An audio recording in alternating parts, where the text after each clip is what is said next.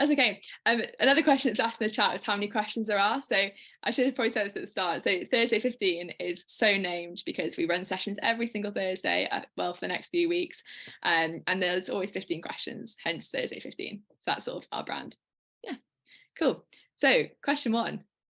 A 46-year-old man presents his GP complaining his urine has turned orange. He's currently receiving treatment for tuberculosis and is on his 5th month of antibiotics. Which medication is most likely to be causing this problem? So bear with me while I try and work polls. Hang on. Oh, said the answer. God, I'm not very good at this. Polls. Okay. Launch question 1. So you guys want to let us know what you think? Everyone's brave enough. Let's wait for a few more.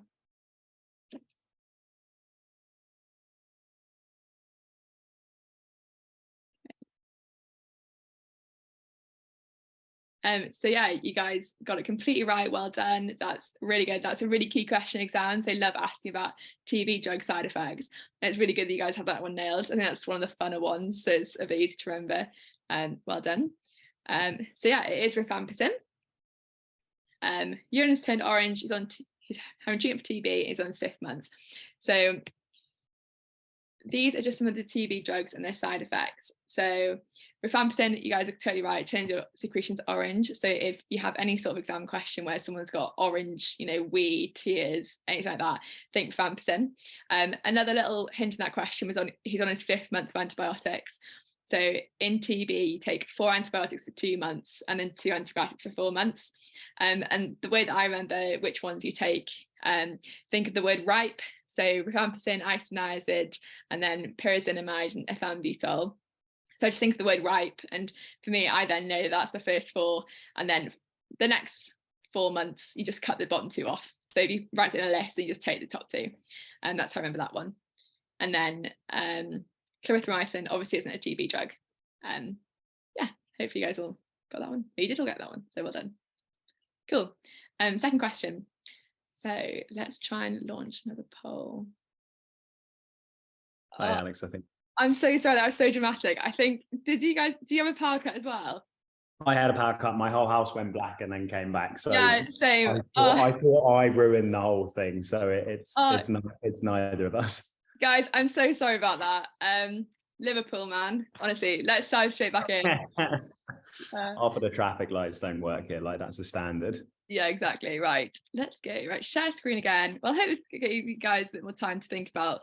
I was talking about F1 and F2 up in the northwest, really vamping, didn't there? Oh God, you saved the day. Northwest has actually become quite a lot more competitive, especially since I got up here. But yeah, it is good if you can do it. Anyway, I'll let Alex continue now. Thanks, Joe. Okay, cool. So we got to question 2. So this is a man who's having an infective exacerbation of his COPD. So these are the key things in the question that tell you that. So short of breath and feverish, green sputum, 40-pack year history, and he's got an inhaler he uses every morning. So the things that sort of point you towards COPD is the smoking history and the inhaler.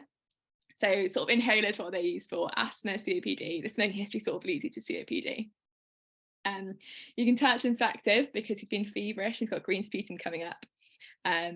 So to manage this condition, you just steroid and an antibiotic. So that's why A is the right answer. Cool. So just talking a bit about COPD. So I'm maybe preaching to the choir here, but the main risk factor for COPD is smoking. So in exam questions, look out for that. That's like a really key indicator that they're wanting you to think about that. These patients typically get coughs, shortness of breath, and really frequent chest infections. So when I've been working in hospital, I've seen patients with COPD who come with chest infections, or even COPD patients who sat on the ward having recovered from an operation. They're really prone to chest infections because they've got lung problems already, so it's that bit easier for the bacteria to come and colonize. So signs of COPD: white sputum, reduced chest expansion, and hyperresonance on percussion. You can also see on the chest x-ray on the left-hand side, they've got hyperinflation, which means their lungs look a bit bigger than normal people's lungs do. So in that chest x-ray, you can see a lot more ribs than you normally can in other people's lungs. So how to differentiate between exacerbation and infective exacerbation? They often look quite similar. So patients are short of breath and coughing and feeling generally unwell. The thing that points you towards infective is you're looking for those infective symptoms. So you're looking for fever, raised inflammatory markers, and green sputum. So I'm not sure how much you guys know about sputum, but generally if it's green and really mucky, that's a pretty good sign there's an infection there, and you want to get that sent for culture.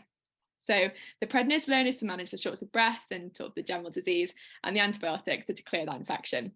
If it's just an exacerbation, that's just treated with steroids. So that's where the management differs. Cool. If you've got any questions or you feel like I'm talking too fast or anything, just put it in the chat and I'll slow down or expand on anything. Great. Next one. So what do we think about this? Put a poll out.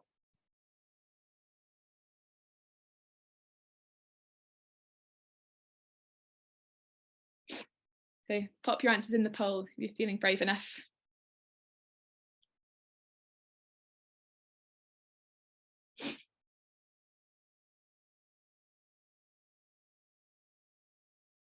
A few more seconds. Go on, commit to an answer. Well done. Okay, ending poll. So yeah, you guys did really well. So this is an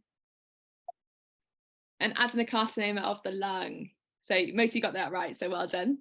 And the things in the question that point you to this, so a cough that has been long-standing, so for 6 months, that's quite indicative that something's wrong. If you have a cough, you expect it to go within 2 weeks, at least a month.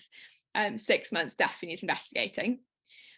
Weight loss, really key. So cancer, weight loss sort of go hand in hand. Interestingly, never smoked. So adenocarcinoma is the most common cancer in non-smokers, the most common lung cancer in non-smokers. So that's what you're being led to there. And who hates a gardener, which is just sort of leading you away from mesothelioma. So yeah, also the chest x-ray, you can see a very big lesion on the left hand side.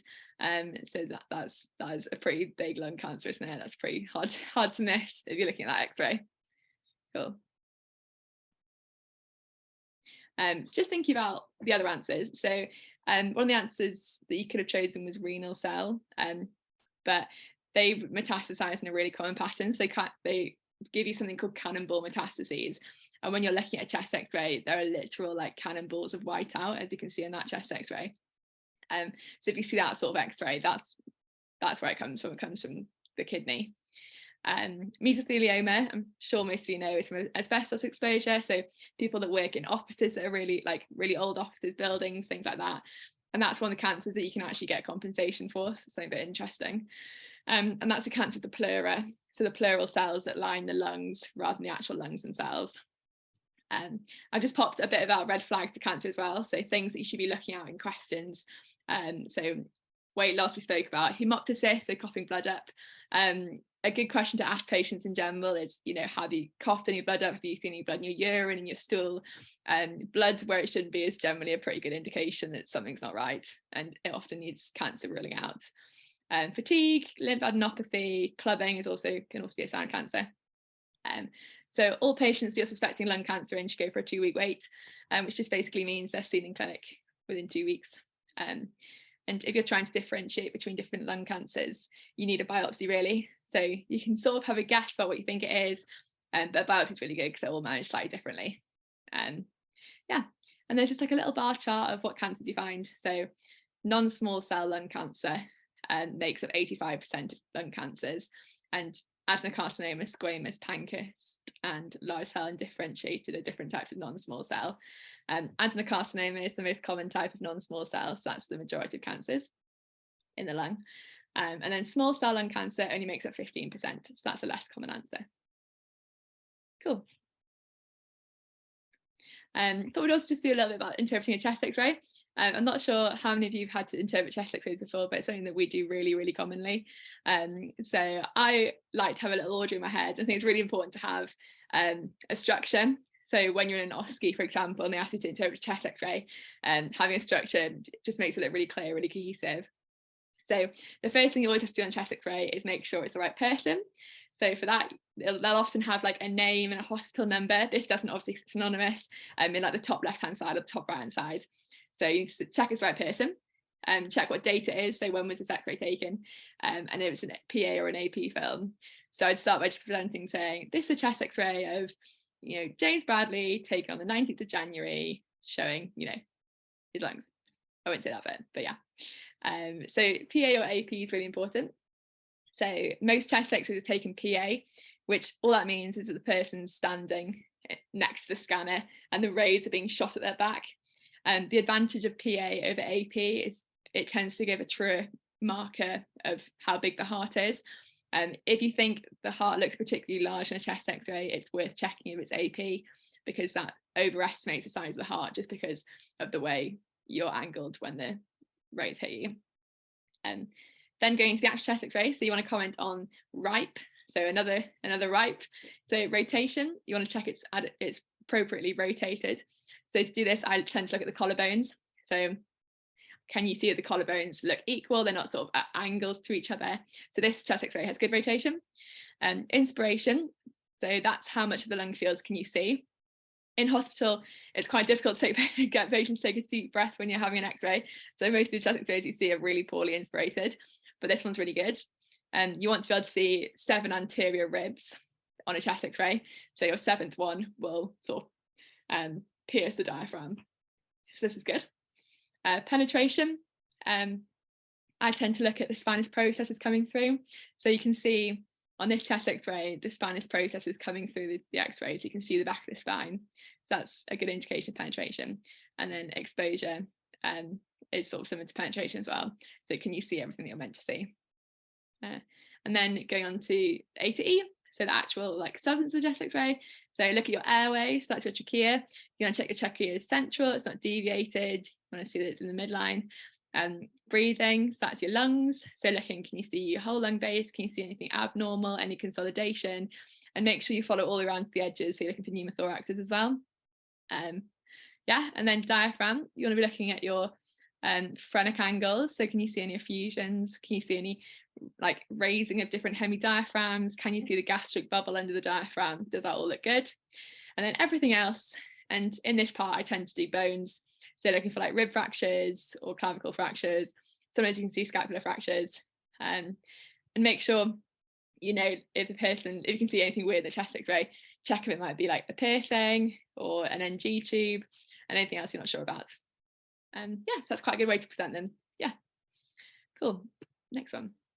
Question 4. Put a poll up. See what you guys thought. You should be able to see that now.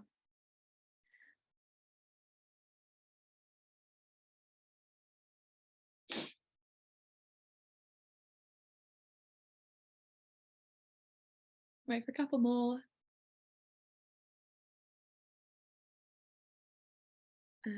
There. Cool, yeah, you guys smashed that. Maybe this is too easy a question. So this is the lady who has pneumonia, and it's asking you which screening tool you'd use. So exactly right, so Curve 65 is the one that you use. Yeah, so Curve 65, this stands for confusion, urea, respiratory rate, blood pressure, and age over 65. So you actually need quite a lot of things to work out the Curve 65, things like urea that you might not know on the spot. Yeah, so Curve 65, I remember this one for pneumonia because in my head, pneumonia happens to old people and you have to help old people cross the road, so you have to help them off the curb. Bit of a silly way to remember it. MUST is sort of identifying adults who are malnourished, so MUST score is how well their nutrition is. I remember this as adults must eat, so everyone must eat, so that's who isn't eating basically. FRAX, I think it's a really nice one. FRAX sounds like fracture, it's quite easy to remember. Has bled, risk of bleeding on an anticoagulant, again, that's got the word blood in it, that's bleeding, that's fine. NYHA is the New York Heart Association classification of heart failure. I've not found a good way to remember this one yet.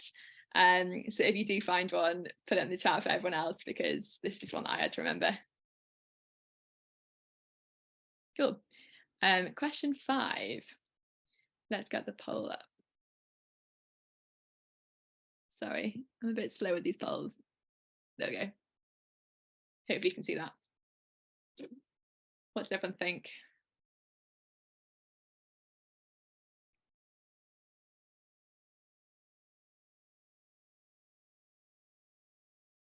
Wait for a few more of you. It's anonymous, so I can't see who said what. Just go for it. A few more seconds.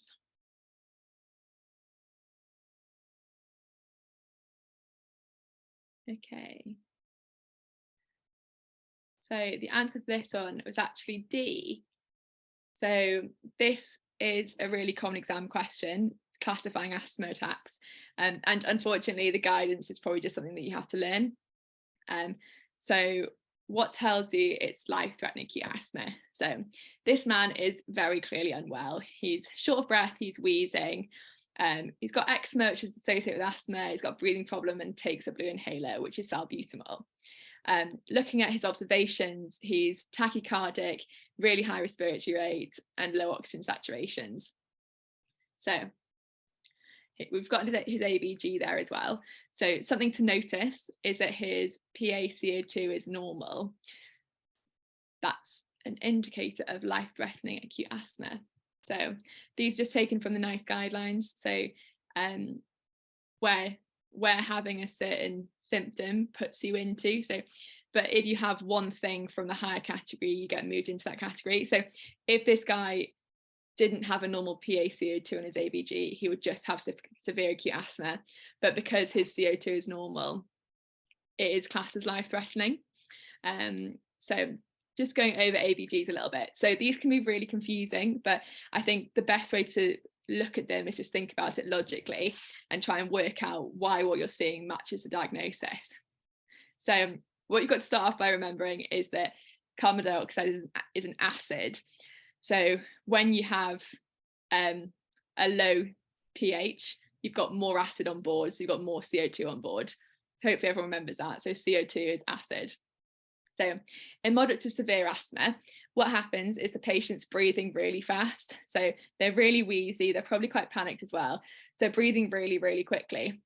And when you breathe really, really quickly, what happens is you exhale all of your carbon dioxide. Your carbon dioxide is coming out really, really quickly. You're losing a lot of it because you're hyperventilating.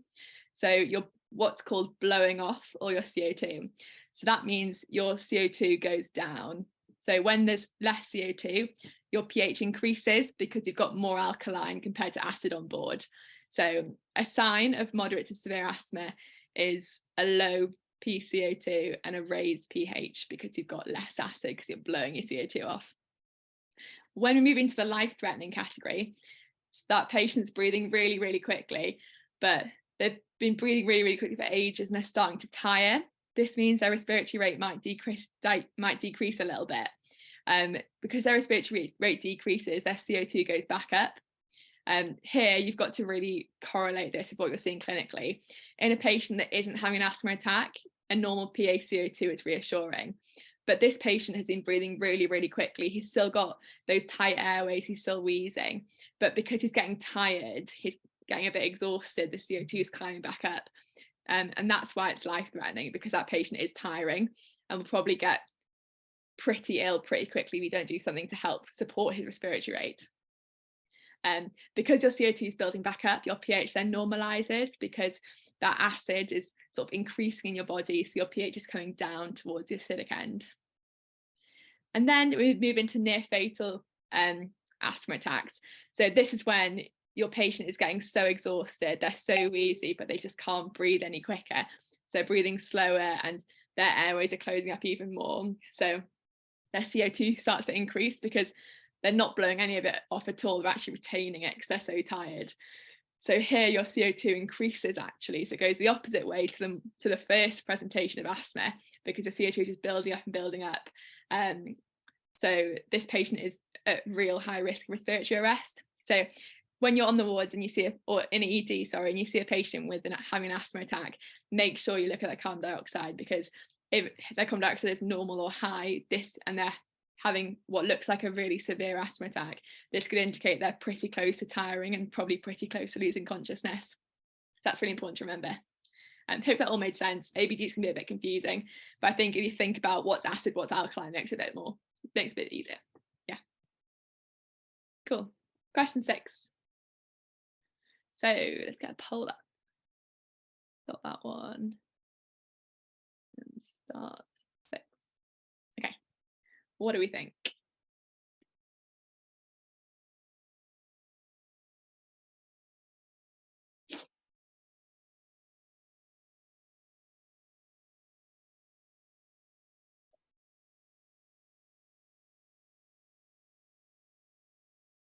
Let's have a couple more of you. Come on. Unless you've all fallen asleep listening to me talk, which you might have. Weird when you can't see faces.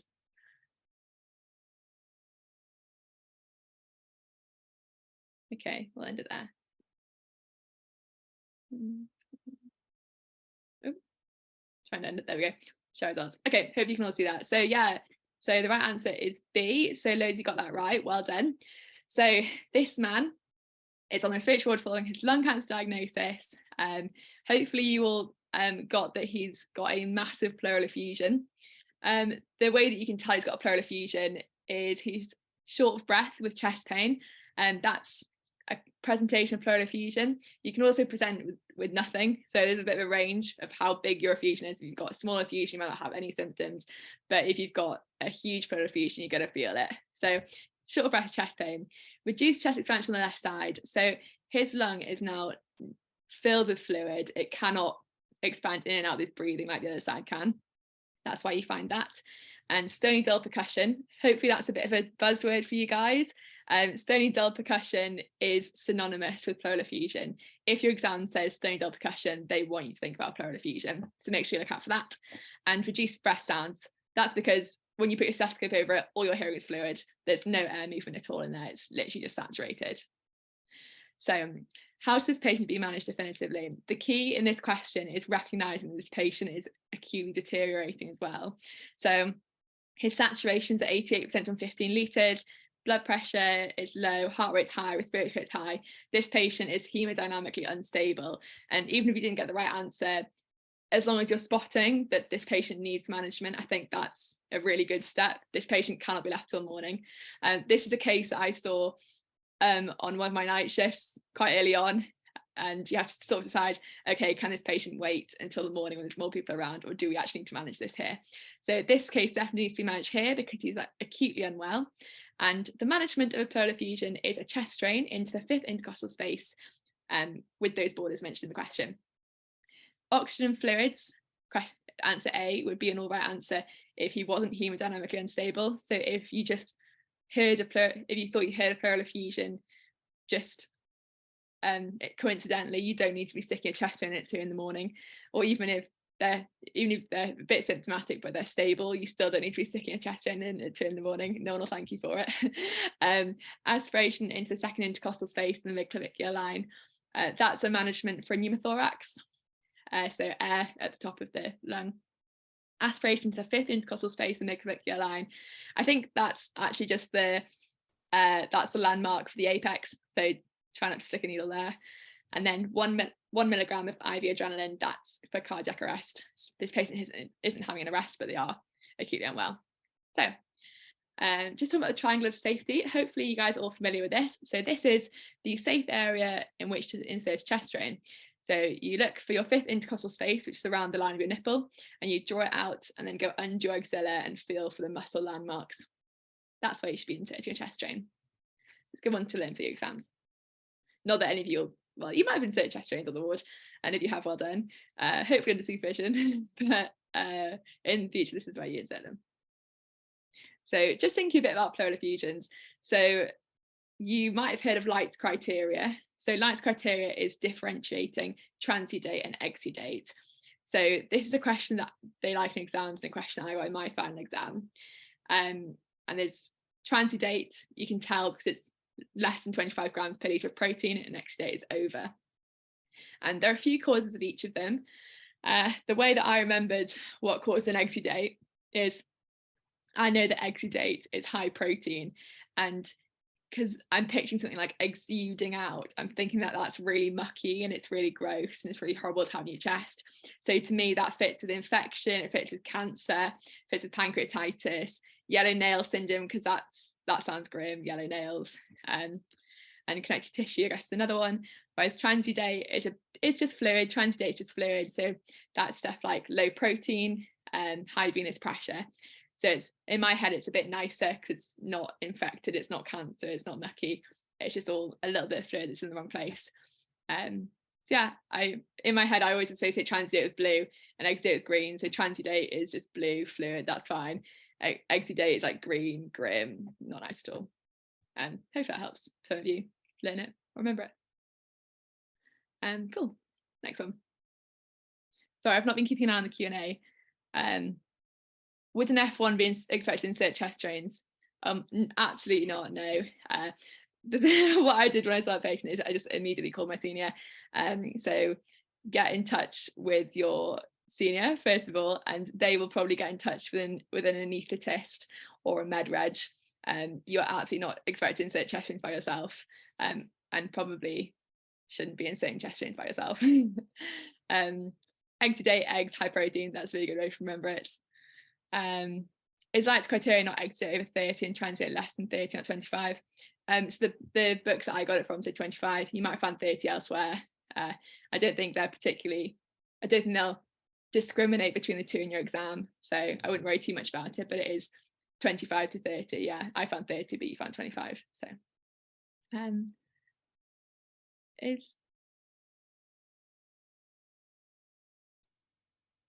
okay, cool. James, if you're all right to keep an eye on the chat, that'd be great. Sorry, I've sort of neglected it a little bit, but I assume you've been answering them. Cool. Question 7. Let's get the poll up.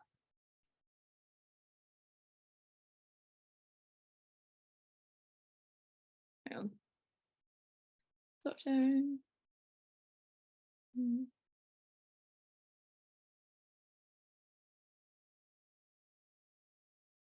Okay, the poll doesn't seem to want to be sharing.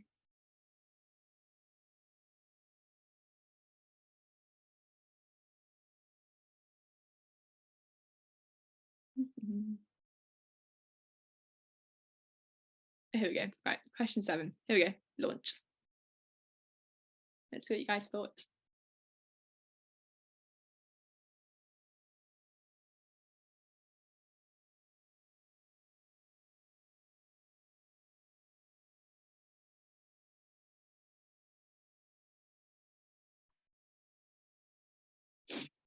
End it there. Cool. So the answer to this question is a CTPA. And that is because this man is having a PE. So things that point you towards a pulmonary embolism in this man. He's just had surgery, which puts you at higher risk of a blood clot in your lung. And he's feeling short of breath. So post-operatively, it's really common for people to get VTEs, so PEs or DVTs, which is why we give everyone on the wards, well, unless they have a bleeding risk, that we give them TED stockings and enoxaparin to thin their blood, because we know having major surgery puts you at a high risk of DVT and PE. So about a week is when people tend to think the highest risk of getting a clot is. So that's also in this question. Things to look for in a patient that might be having a PE is a new oxygen requirement, tachycardia and chest pain. So this patient has a new oxygen requirement and tachycardia, shortness of breath, and he's getting towards hemodynamically unstable. Hopefully you all know that DVTs and PEs sort of go hand in hand. If you've had a DVT, you're more likely to have a PE in the future. So that's sort of another indication in this question. And a CTPA is how you diagnose a PE, although it seems that you guys already knew that, so well done. So the way you work out whether someone should have a CTPA or not is something called a Wells score. I don't know if you've heard of this before, but before we order a CTPA, at least in my hospital, we have to fill out a Wells score just to justify it. So I filled one out for our imaginary patient here. So it asks you, do they have signs of a DVT? This patient didn't. Is PE the number one diagnosis, or equally likely? I always thought this was a bit of a cop-out, because I mean, if I didn't think it was the number one diagnosis or equally likely, I would be ordering a CTPA anyway. So that gives you a handy 3 points. Tachycardia, immobilization or surgery in the past 4 weeks, previous DVT or PE, hemoptysis and malignancy. So this patient scored 8.5, which is in a high risk group. So if your patient has a Wells score above 4, what you try and do is you immediately get them a CTPA to see they've got a clot in their lung. And if you can't get them an immediate CTPA, you anticoagulate them. And then if their Wells score is less than 4, you offer them a D-dimer test. So D-dimer test is meant to test if there's any clots in your body. Clinically, it's actually a really rubbish test. People's D-dimers can be raised for all sorts of reasons. So it's not very good for telling you someone does have a clot, but it's quite good for telling you that someone definitely doesn't. So if you're suspecting PE and their D-dimer is 0, they're very unlikely to have one. But if you're suspecting a PE and their D-dimer is raised, that's not that helpful to you. So it's a bit of a negative predictor. The key here again is anticoagulate them if the result went back in 4 hours. We know that PE kills people, so if you can't do the test quickly, it's better to empirically manage them, which is how it's done in hospital. So I have a lot of patients who are on treatment for PEs who then have a scan, it's negative, so we take them off their treatment. But it's better than not treating them at all. And then while they're waiting for a scan, they get very unwell. Cool. Next one. So question 8. Let's see what you guys thought about this one.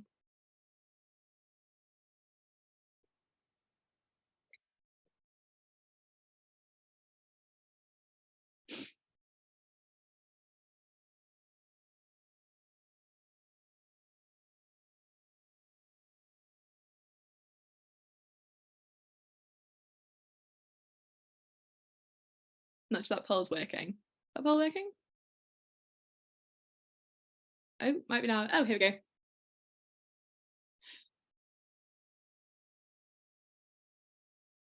go. Cool. Send it there. So the answer is D. So the reason that I wrote this question is this is a trap that I fell into when I was in medical school and I had this question. So when you are assessing an acutely unwell patient, the first thing you do ever, if they're acutely unwell, is assess the airway. You go through your A to E. Hopefully everyone's heard of A to E. It goes airway, breathing, circulation, disability and exposure. And this is how you're expected to assess any unwell patient. So when I'm on the wards, no matter what I think I'm dealing with, go through your A to E and that'll tell you how unwell the patient is, if there's anything you need to manage. Especially in this case, we know she's wheezing, she's visibly distressed, she might have an anaphylaxis that's closed up her airway. We're thinking anaphylaxis here, which is really good because she's got a nut allergy, it's quite indicative. And those of you that picked adrenaline sort of knew to differentiate between the IM for anaphylaxis and the IV for cardiac arrest. But always remember to assess the airway first before you do anything else, because if the airway is compromised, that's what's going to kill the patient. Cool, so adrenaline IM is the definitive management for anaphylaxis. So that's probably where we'll end up in our management, but it's not our first step. We don't just carry adrenaline around and sort of fire it at people. IV adrenaline, we spoke about as cardiac arrest. 15 litres through a non-rebreathe mask. She probably will need this at some point. So when you get to B and you're assessing her SATs, her breathing, you might put oxygen on. Assess the airway is the right answer. Chlorphenamine. So I don't know how up to date you guys are with the guidelines, but they changed, I think, in the last year. So for anaphylaxis, you now only give adrenaline in the algorithm. You don't give chlorphenamine or hydrocortisone acutely. And the reason, if anyone's interested, the reason for this is they found that nurses would often give the chlorphenamine and hydrocortisone rather than the adrenaline because those are the two drugs they felt more comfortable administering.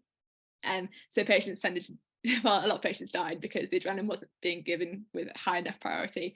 So the ALS councils now recognise the adrenaline is the most important thing, so we just give that to them. Cool. Well done, everyone. Next one. Oh, here we go. Anaphylaxis. Oh God, I forgot to put this in. So this is the anaphylaxis algorithm. You can find this on the ALS website. It's really helpful. It's on like the Trust intranet and you can get it on your phone and stuff like that. Cool. And the most important thing is if you're a medical student or an F1 who sees anaphylaxis, call for help sooner rather than later. No one minds being called too soon, but people do mind not being called soon enough, is what I found. Cool. Question 9.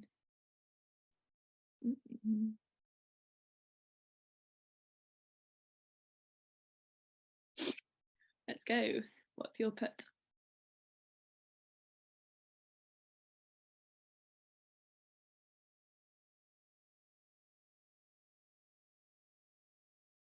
Any more? For any more?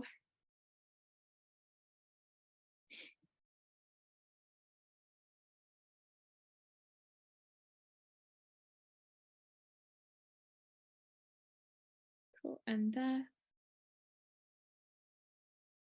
So you guys were totally right. The answer is B. So this is a girl that has asthma. I've been told that in the question. She's come for a review. Her observations indicate to us that she's not unwell. Her blood pressure's fine. Her sats heart rate all absolutely fine. So all this is asking you is, what is the next step in the guidance for managing asthma? So management of asthma. So the first little screenshot is taken from the NICE guidance website, which just tells you that an inhaled corticosteroid is the next add-on therapy, and then you can go to other options. Below that is the British Thoracic Society guidelines. And I remember when I was doing my exams last year, and there's a bit of sort of stress from everyone about whether you use NICE guidelines or British Thoracic Society guidelines, because they're slightly different. My opinion at the time and my opinion now is that your exam probably won't, well, I don't think it will test you on the nuances of it. If something is different between the two, it will probably not ask you it. I learned the NICE ones just because I learned NICE guidance for everything.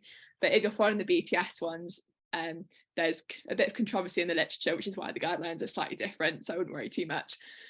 Just learn the ones that you come across first, or the NICE ones, up to you. So this is just the NICE sort of flow chart for it. So everyone who has asthma gets started on a SABA, so short-acting beta agonists like salbutamol. The guidelines, I think, are if they're using it more than sort of 4 or 5 times a week, then you then need to increase them up to an ICS. So a low dose ICS like beclomethasone is really good. And then you add in leukotriene receptor antagonists, and then long-acting beta agonists. And I think the leukotriene receptors and the long-acting beta is where the British Thoracic Society guidelines differ. I think they add the LABA in before the LRTA. But again, I don't think they'll test you on that nuance, because there's obviously contradiction in the literature, because they're both, reputable sources that have different opinions. And then you add a MART, which is low dose and then moderate dose. And that's maintenance and reliever therapy. So patients take that inhaler sort of in the morning and the evening, and also when they're short of breath if they need to. Cool. And then I think you start referring to a specialist when you get through those guidelines. You should probably refer to a specialist sooner if your asthma's not controlled. But ICS is the first inhaler you give someone after their SABA. Cool. Question 10.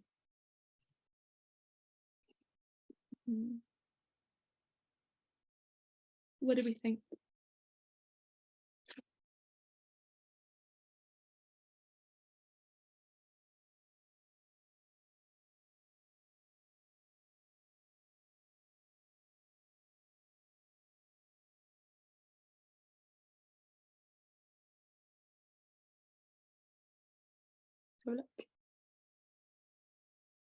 So D, pleural rub.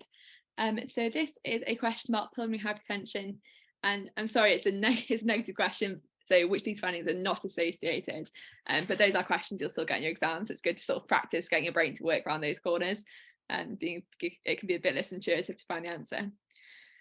So peripheral edema, raised JVP, hepatomegaly, and right ventricular hypertrophy are all associated with pulmonary hypertension. Pleural rub isn't. I'm not sure if anyone knows what pleural rub is characteristic for, but it's indicative of a pericarditis. So when you hear the word pleural rub, it's a bit of a trigger for pericarditis. So that's why that's the wrong answer. Cool. Just think about pulmonary hypertension. So what happens in pulmonary hypertension is the blood vessels, the arteries in the lungs get really fibrosed and they're under really high pressure. That means that the right side of the heart has to work really hard to pump into those vessels. So because the right heart is under such strain pumping blood to the lungs, it means the right side of your heart gets really big, it gets really sort of enlarged, which is why you get right ventricular hypertrophy. And from there, you get the other 3 symptoms, because as your right heart gets really large, the muscle grows into the ventricles and the atria, which means it can hold less blood. This puts it under really high pressure, which means the pressure backs up in your venous system, because obviously it's venous blood on the right hand side. So the sort of systemic symptoms you get from pulmonary hypertension are all due to backup of the venous system. So peripheral edema, that's because you've got fluid moving out of the veins, because the veins are under high pressure, which is why you get edema in your legs and your sacrum as well. Hepatomegaly, because the veins in your liver drain into the IVs, the inferior vena cava, so they're under a lot of pressure, and because the vessel's getting bigger, your liver grows as well.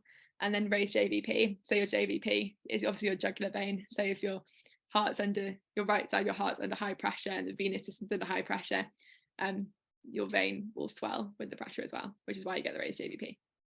Hope that makes sense. Yeah.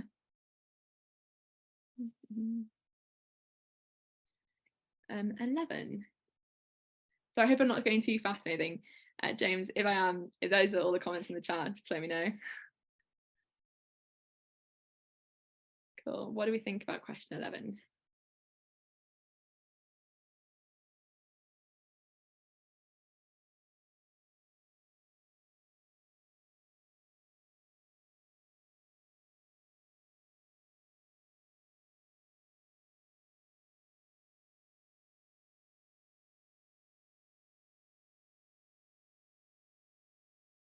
What ended there?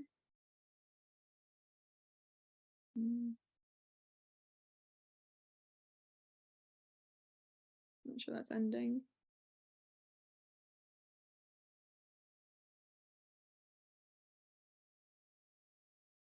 There we go.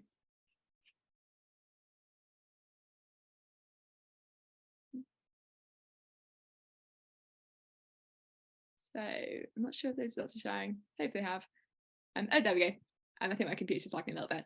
So the answer here is pulmonary fibrosis, which most of you got, so that's really, really good.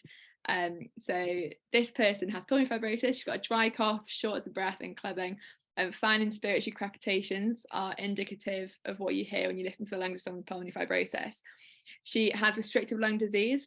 I'm not sure how much you guys know about obstructive and restrictive lung disease. So restrictive lung disease is anything that stops your alveoli, those last bits in your lungs, from opening and closing properly.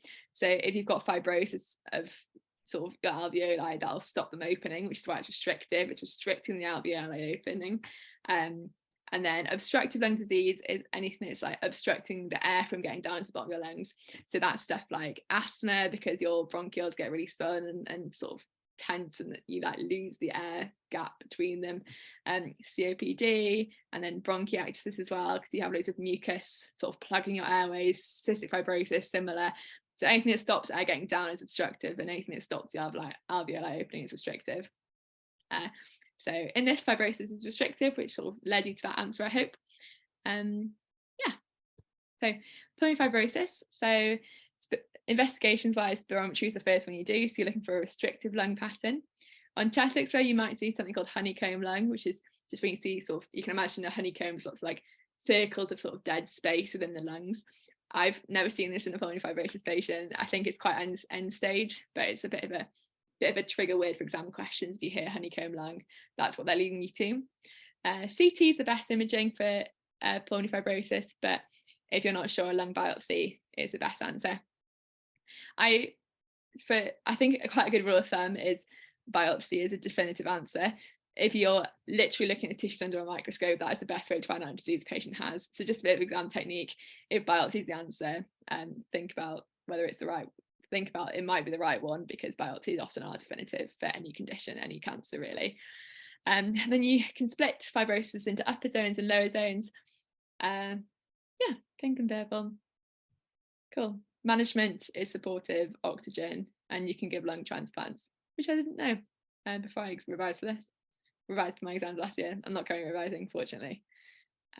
Yeah. Cool. Hope that all makes sense.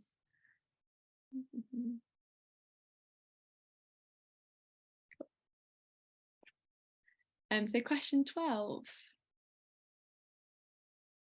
Okay, pull up.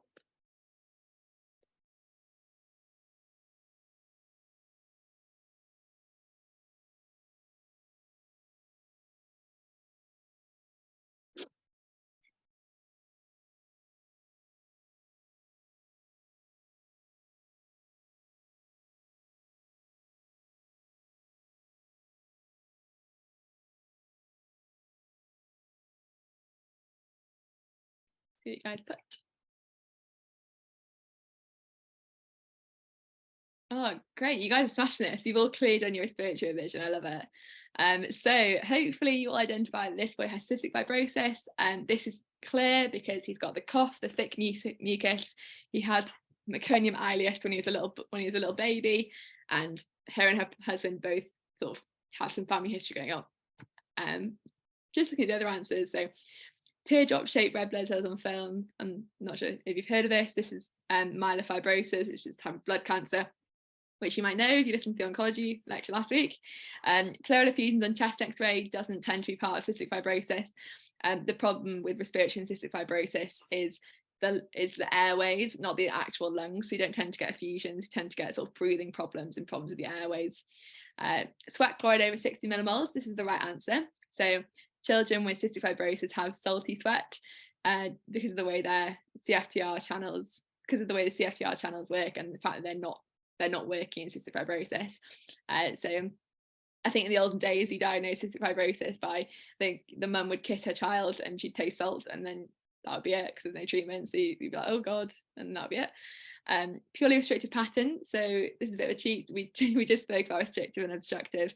So you can have some restrictive lung disease and cystic fibrosis because if you've got all that mucus in your airways, you're going to damage your alveoli, which can give you a bit of a restrictive pattern.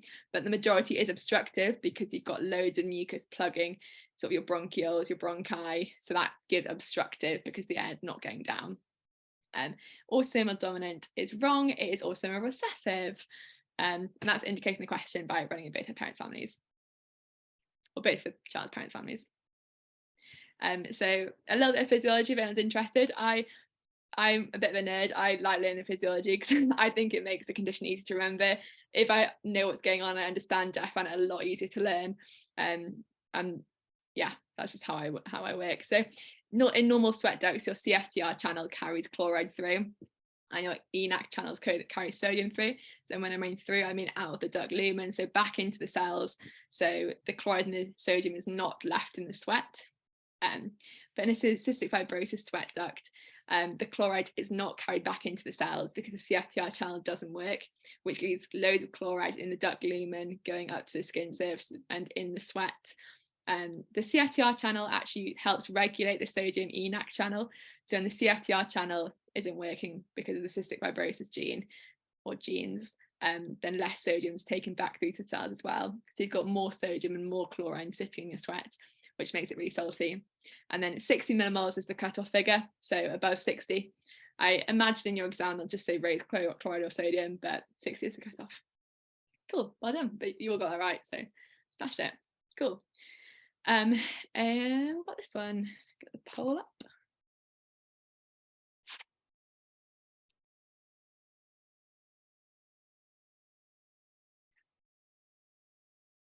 If you can see that.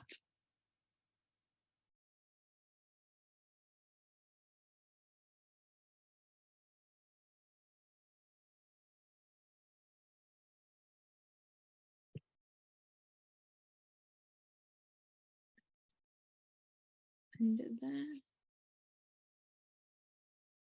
so the answer here is sarcoidosis. So answer number A. So a few of you put SLE as well. We'll just go through why sarcoidosis is the right answer. So this person has a long-standing cough, raised lymph nodes, a purple rash, and a rash on her legs. So the rash on her legs, pictured on the right-hand side, is called erythema nodosum, and it's meant to be symmetrical. I don't think it looks, actually, with the eye of faith, it does look symmetrical, sort of like round lesions on your legs. And importantly, in sarcoidosis, you have a raised calcium. So you have hypercalcemia, which is something that differentiates it from SLE. I can see why some of you thought SLE. So the raised purple rash on her cheeks and nose is called lupus pernio, and that's a feature of sarcoidosis. SLE confusingly also has a rash on the face, but this is something called a Mahler rash. So it's like a red butterfly shaped rash, and it doesn't tend to be raised, whereas this purple one is raised. So it's slightly different. Extrinsic allergic alveolitis is something called bird fancier's lung, which is I think chlamydia pesticii or something. I think that's what it's called. And that happens when the classic exam question is a man who has a parrot. It happens, you get it from birds. I don't really know how. I assume it just passes across the air, I guess, through the feathers. Bilateral adrenocortical hyperplasia, that would cause a raised sodium and a low potassium, because that's when you have a lot of aldosterone, and aldosterone's pushing, keeping sodium in and pushing potassium out, but that electrolyte imbalance isn't there. So that's good you got that. And TB can also cause erythema nodosum, but doesn't tend to be associated with hypercalcemia, and you don't tend to get the purple rash or a rash on the face either. Cool, hope that makes sense.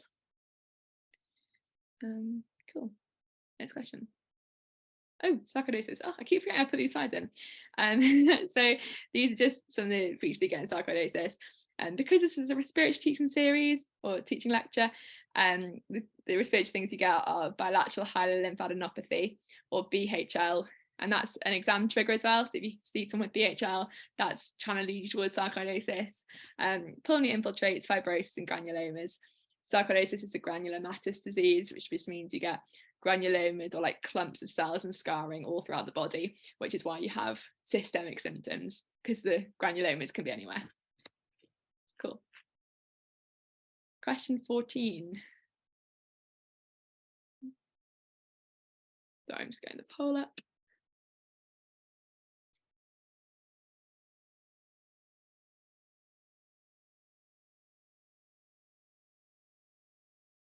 Hope that's worked. Oh. Let me try again.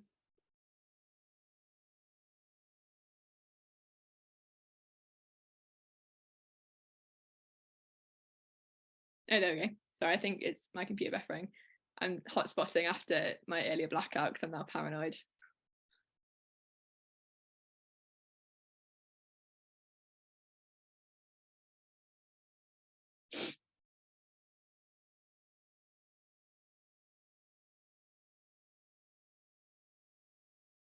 So let's end it there. So it's really good. Most got the right answer. So this is a man with Legionella pneumophilia. So the typical patient who gets Legionella is someone who's been on a cheap resort holiday in Europe. I don't know where these stereotypes come from, but for an exam question, if someone's been to Spain and stayed in a hotel, it's probably Legionella.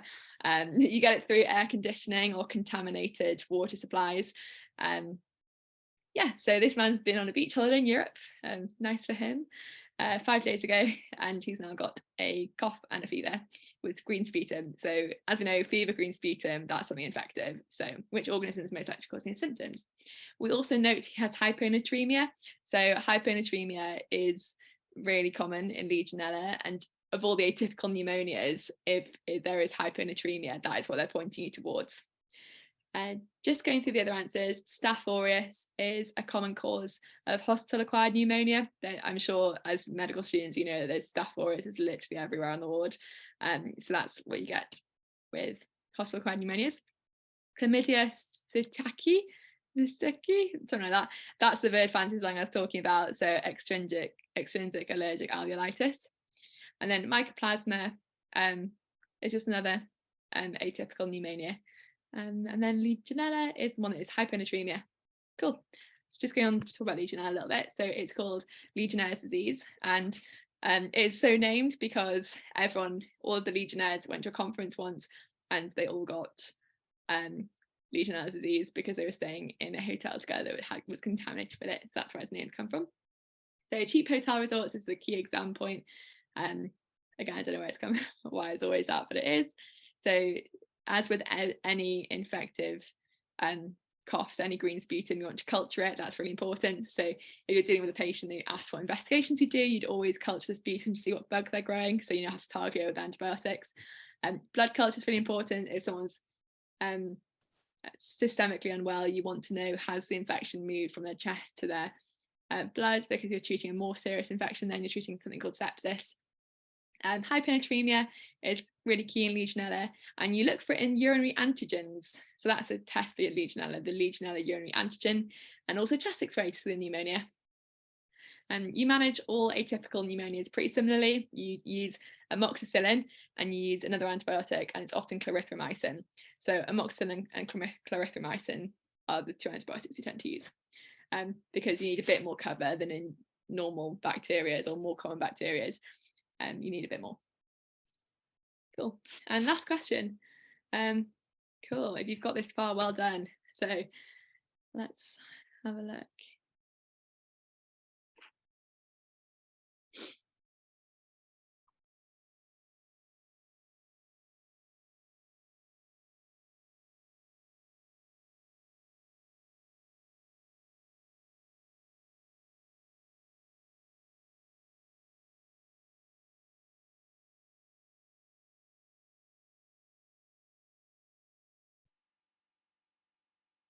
Well, let's end it there. I think this is the one that I accidentally showed the answer for, so I'm really sorry about that. We're all human. That was my human mistake today, so sorry if that biased you a little bit. So this is a patient that I saw a couple of months ago. This case is taken on that. So this is a man who is seen for bowel influenza in the respiratory ward. He's become drowsy, he's unresponsive. This is pretty common on your on-calls. Nurses will come and find you like, my patient's not responding. Often they're asleep. So if it's middle of the night and they say the patient's not responding, make sure they're not just sleeping. I learned that one the hard way. You run there and they are fast asleep snoring. But this one, he's pretty unresponsive and drowsy. So the answer here is wean oxygen slowly. And that is because this man is a COPD patient, and he is a COPD patient who is a retainer. In retainers, you aim for a lower oxygen saturation. So normal people who aren't retainers need oxygen of about 94% and above. In CO2 retainers, in COPD, they need lower oxygen levels. So this man, we can tell he's a COPD retainer because he has a high CO2. His CO2 is 8.3. But more importantly, his bicarbonate is high.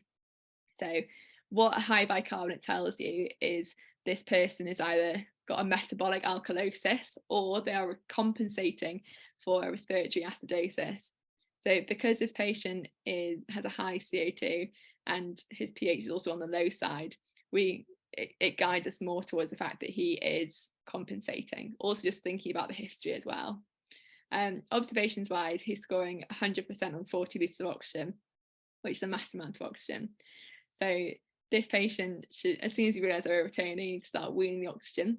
You shouldn't wean it right all the way down. You should bring it down gradually, and that's sort of the case for a lot of things. Bring it down gradually is better than suddenly.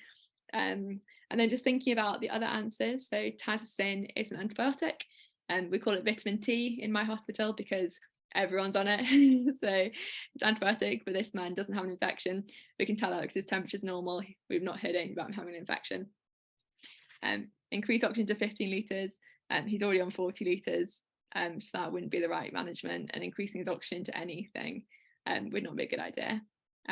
Furosemide 40 milligrams, so this is a diuretic, and if he was overloaded and it was like short of breath and things, this would be the right answer, but we've got no indication here that he's overloaded. And then morphine 10 milligrams, and he's already drowsy. The last thing we want to be doing is giving him more giving him opioids.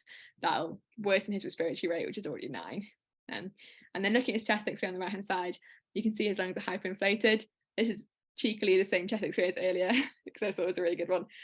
This is a COPD patient. Cool. Yeah, and again, this is how you can tell that they're retaining. So just talking a bit about the ABG for a COPD patient, we spoke before that so they have a raised CO2 and they have often a raised bicarbonate as well because they're compensating for their acid, which is the CO2. So these patients, interestingly, often have a normal pH, so they can have an acidic pH or a normal pH. I've seen more of the normal pH, and that's because they've compensated really well. Their CO2 is raised, but then their bicarbonate is also raised, and they sort of cancel each other out. And then you target SATs at 88 to 92%. But a really, really key point to remember is that a really small percentage of patients are retainers. So I think it's only, someone might correct me on this, but I think it's only like 20%. So when a COPD patient comes in who's really, really unwell, you should not hesitate in giving them, lots of oxygen unless you know they're a retainer. So never ever assume a COPD patient's retaining, and a lack of oxygen will kill someone quicker. So if you're unsure and a patient's coming really ill, make sure you're still treating them with oxygen until you definitively know whether they're a retainer or not. In hospital, all COPD patients should have an ABG done at some point in history just to work out whether they're a retainer or not. But in practice, it's often not done because ABG is quite painful, patients don't like them, and a lot of doctors don't find that easy. So in practice, they're not done as much as they should be. So when I was learning CO2 retainers, I sort of learned that their respiratory drive normal respiratory drive relies on oxygen. So like you or I, our CO2 goes up, which increases our respiratory rate, and then we like ventilate ourselves. In COPD patients, one of the theories is that their CO2 is so high that it switches off the CO2 drive because the CO2 is just always there, which means they rely on oxygen to stimulate them to breathe. So if you raise that oxygen too high, you can turn that drive off and make them really drowsy. When I was doing this presentation, I was actually reading through more of the recent literature, and that's actually now not the school of thought. The school of thought is that when you over-oxygenate COPD patients, you're supplying blood to parts of the lungs that are pretty much dead, which means that a high proportion of the blood going around your body is deoxygenated, which makes you drowsy. But I still find the oxygen drive theory easy to remember, even if it might be wrong. So, and I don't think they'll ask you for the theory in your exam. So if that makes it easy for you to remember, it makes more sense in my head, then use that one. But remember that the thought has now changed away from that theory. So, to you guys. So that is it. I hope that was okay. A bit of a whistle-stop tour through respiratory. You guys did really, really well. I can't believe how many ones you got right because they were really hard questions. And that was stuff I struggled with. So yeah, the feedback link, the feedback is below. So how it'll work is you fill in the feedback form, we will send you the slides and send you the recording as well. So that's how you get. I think James might put it in the chat at some point as well. Not sure it's still there.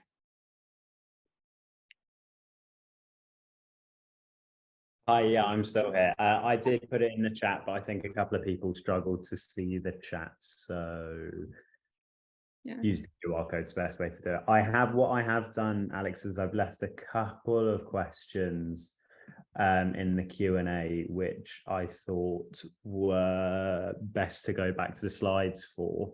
Oh yeah, sure. They've now got a load more that have come in, so I'll just keep on answering from the bottom up if you. Okay, cool. Is normal SATs 96 for healthy and 84 to 86 CO2 retainer? So normal SATs for a healthy person should be above 94, 96%. I think 94% is what my hospital uses. And then 88 to 92 for COPD. Yeah, that's that one. What is next Thursday session going to be on? Oh, I can answer that. That is on neurology, headaches. So make sure you tune in next week at 7 for that. So if it's an emergency, give 10 litres non-rebreathe anyway, because hypoxia will kill a COPD patient before CO2 retention. Yes, that is exactly right. A lack of oxygen will definitely kill someone. So if someone is saturating like 80%, sticking oxygen on them is not going to harm them in the long run. And you need a bit of time to work out what's going on. So do not hesitate to oxygenate people. I think they found a study a few years ago that people were hesitating to oxygenate COPD patients and it caused a lot of deaths. So make sure you're treating patients appropriately. Yeah. Could you, oh, done. Sorry, I'm just reading through. Sorry, at the end, would you be able to explain the LDH and protein thing and pleural effusions again? Yeah, I think maybe going back to the slide is the best thing for that.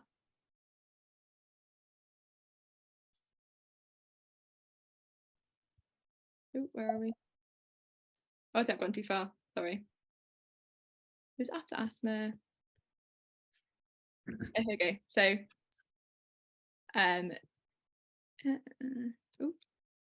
so the LDH thing is just part of Light's criteria. So Light's criteria is a criteria they use in hospitals in the lab to determine whether fluid you take from a pleural effusion is transudate or exudate, and it helps you work out what might be causing it. So, if the effusion LDH, LDH divided by the serum LDH is more than 0.6, it's more likely to be an exudate, and then if it's more than 2/3 upper reference range, it's also more likely to be an exudate. So basically, exudate has more LDH in than serum and transudates and blood and all that sort of stuff. I've never, ever used Light's criteria, and I never got an exam question on it. But it's just, if you guys are interested in knowing how they work out the difference between transudate and exudate and what the actual difference is, I think clinically, or like biochemically, it is used, but I've never used it.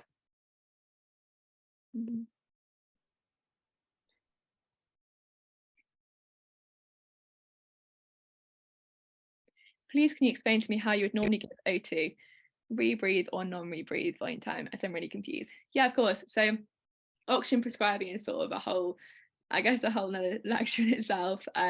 So a key thing to remember is 15 litres through a non-rebreathe mask is how you deliver oxygen to critically unwell patients. So if you have someone with a low oxygen saturation and you need to oxygenate them ASAP, so they're acutely unwell, you need to get oxygen on board, give 15 litres through a non-rebreathe mask.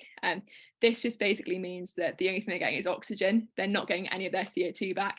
So in things like Venturi masks, it's a bit more of a circuit, so they're breathing in some of their own gases. Non-rebreathe means all they're getting is pure oxygen 100%, and it's what we use in critically unwell patients. Volume / time, 15 litres goes through, I think, per minute. James might have a better idea than that on me. 15 litres per minute. Sorry, non-rebreathe mask, 15 litres a minute. Does that sound about right? Yeah, I think it's a minute. I mean, I was thinking, is it 15 litres a second? But I was like, no, that would feel horrendous on your face. I'm not sure if it's. I'm pretty sure it's actually if it's a time or if it's just totally open.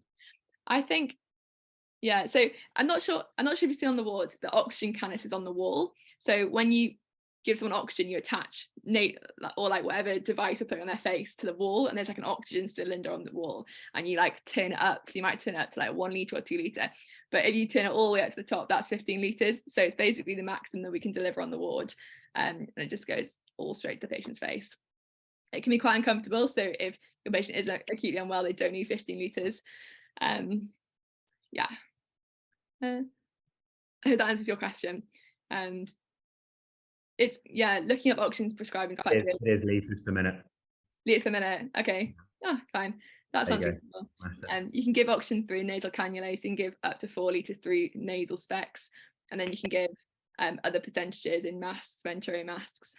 It's worth revising that. It's a bit too much to go through as an answer to a question, but hopefully that clears up the non-rebreathe thing.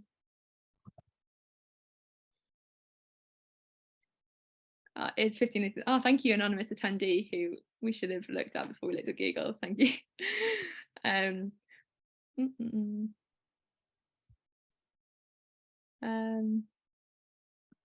Any more questions? It's next week's strokes as well. No, I think it's just headaches. But headaches is like a whole topic in itself, like, you know, migraines, clusters, all that sort of stuff. Yeah, definitely worth tuning into. It's been done by Katie, I think. He's really excited about it. It'll be really good. Any more questions, just pop them in the chat. We'll be here for like a few more minutes. I'll head back to the feedback slide.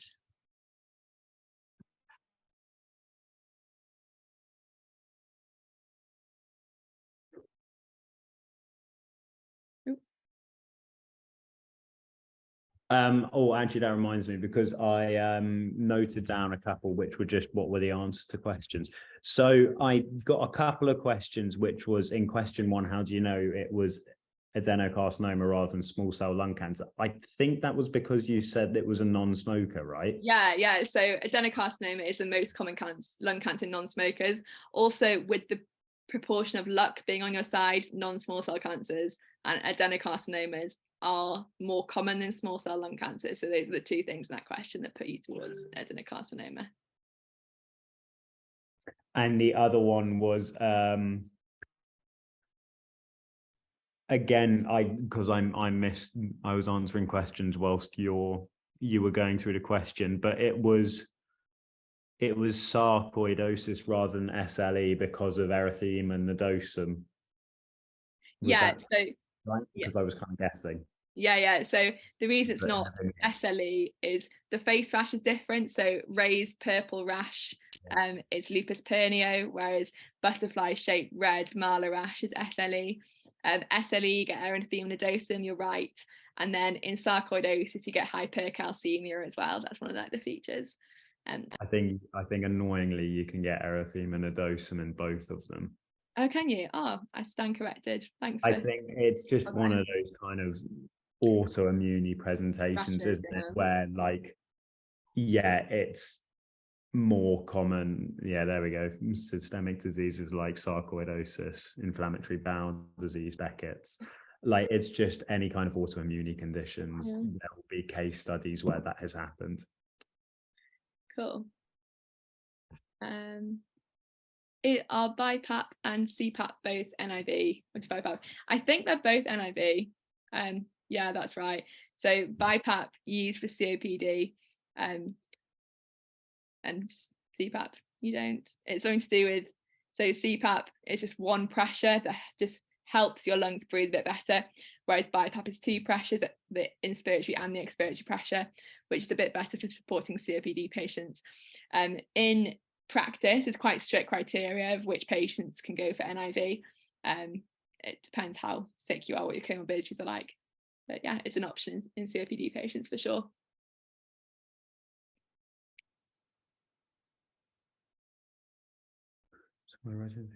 If you give O2 to a retainer, they breathe less, and so CO2 increases. No, so if you give oxygen to a retainer, it pumps up their oxygen and it also blows off their CO2, and it's your reaction to the I can't remember, sympathetic or parasympathetic reaction to the blown off CO2 is what then causes the respiratory depression.